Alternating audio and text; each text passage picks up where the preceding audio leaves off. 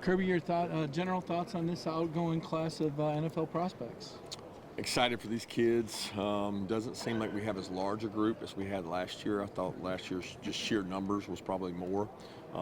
But some great kids, some guys that worked really hard for this day, and a couple guys getting to work out today that didn't get to work out at the combine, which that's really what the pro day is about. How did you feel like Stetson did today? To be honest, I didn't get to see it. So I was talking and visiting with different people, so it's hard for me to judge. I know how he's done when he's played games, and I don't think today's any comparison to actually what you do in the games matters more, and he's done a really good job of that. Who would be someone in this class that you feel like isn't getting talked about enough?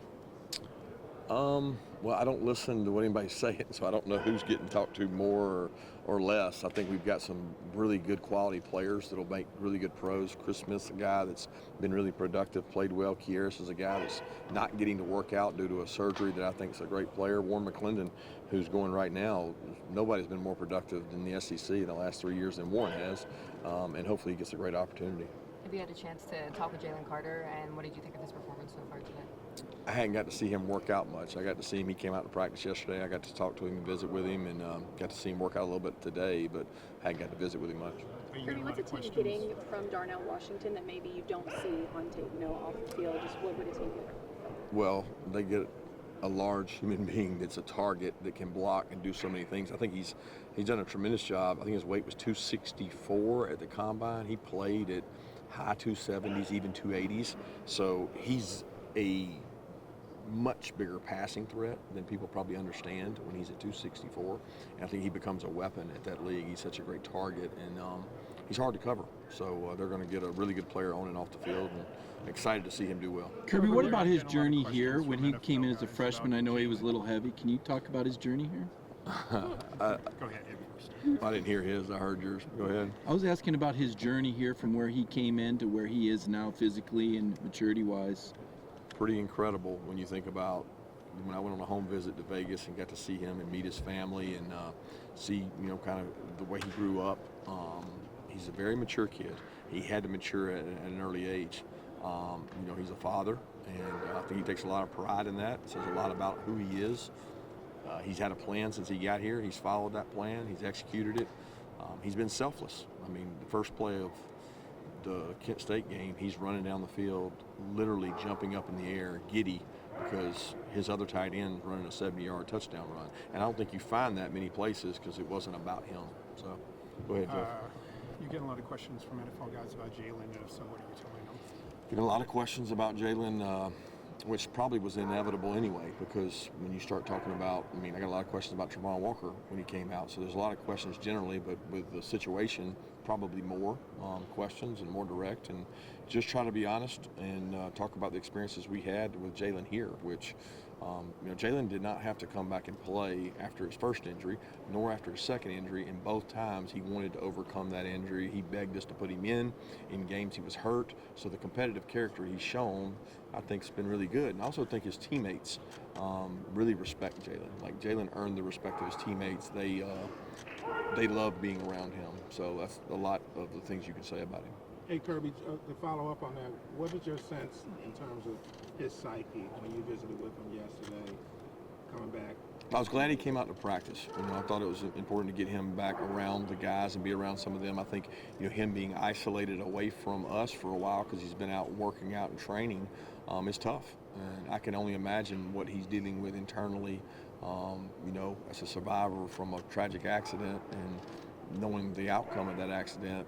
There's some mental health things there that you have to be able to help with, and I can't speak to what he's going through. I think he's got to answer those questions, but we're certainly going to try to support him as much as we can. What have teams been asking about Stetson Bennett just in his years of working with him and his just journey?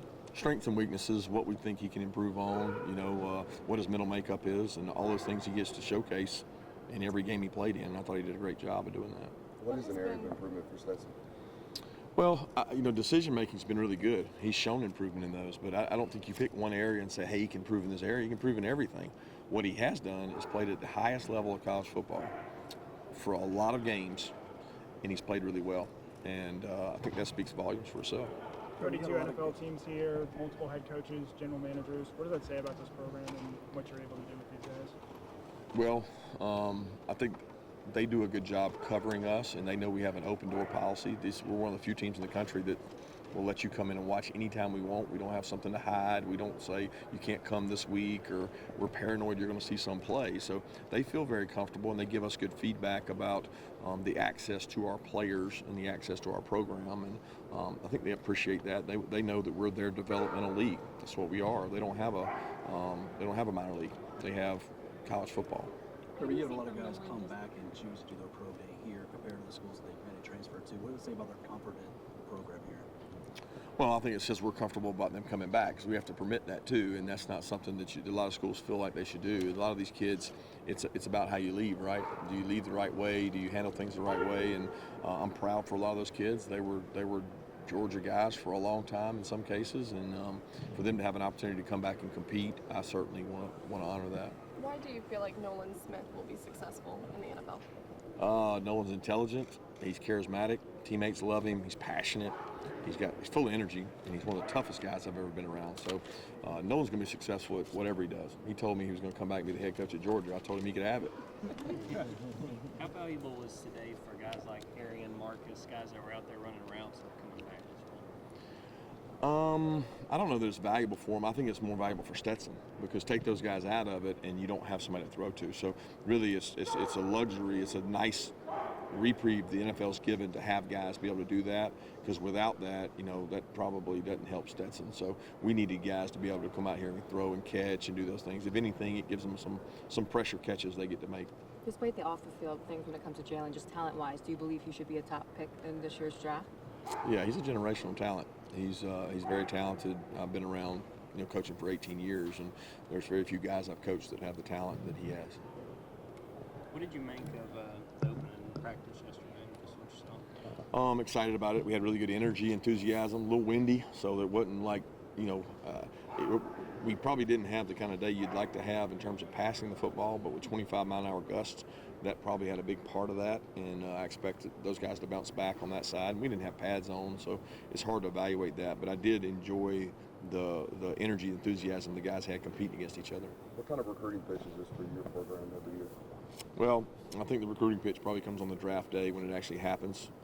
Today's a great day for our guys to come work out, but all the work they put in kind of gets paid off on draft day. Kirby, a lot of your guys were talking about the Do It for Dev and the standard. Where did that, I don't want to call it a planned piece, it seems very organic, but how did it come to that? Because that now appears to be a part of this offseason DNA, I guess you call it program DNA.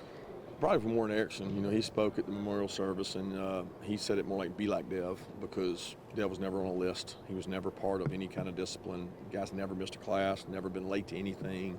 And I thought, Warren said it best when he said this kid did everything right. And if you want to be like somebody, be like Dev, because he didn't try to fake it. He didn't try to be super tough. He was a gentle giant, and more people should be who they are. How do you think Take two more questions, please. Broderick Jones' skill set compares to some of the left tackles you've had that have gone to the NFL in recent years?